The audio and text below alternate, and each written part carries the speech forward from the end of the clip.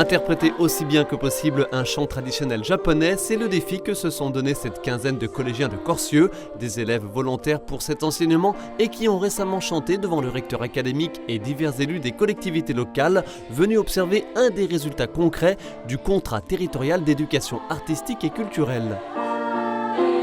J'aime bien la musique et puis Madame Florimond est très gentille, on fait des belles musiques. Est-ce que tu as le sentiment que ça t'apporte quelque chose sur les autres apprentissages au collège, dans les autres disciplines?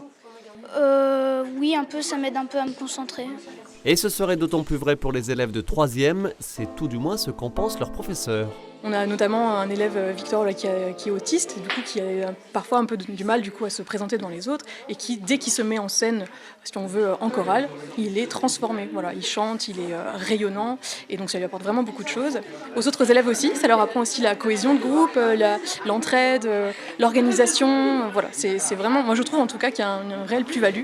Dans le gymnase, les élèves peuvent pratiquer une activité innovante, mêlant lecture et yoga, les jeunes étant, paraît-il, particulièrement demandeurs de telles pauses bien-être. Sur un secteur rural comme Corcieux, voici une discipline pas ou très peu proposée en comparaison avec des zones plus urbaines. C'est l'ADN de ce dispositif, présenté notamment par Jean-Marc Huard, au moment de ce tournage recteur d'académie, mais depuis quelques jours, directeur de cabinet du nouveau ministre de l'Éducation nationale. On a un projet académique qui s'appelle l'école sur tous les territoires. Et l'école sur tous les territoires, c'est à la fois offrir les mêmes chances à tout le monde partout, et puis c'est aussi faire en sorte que l'éducation nationale, qui voit tous les enfants, soit le vecteur de transmission culturelle.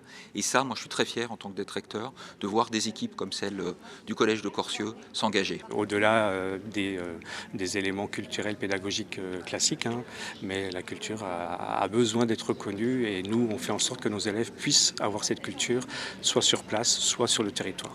Quasiment l'ensemble des établissements scolaires vosgiens bénéficient de tels partenariats entre l'éducation nationale et des acteurs locaux, collectivités, structures professionnelles ou encore associations.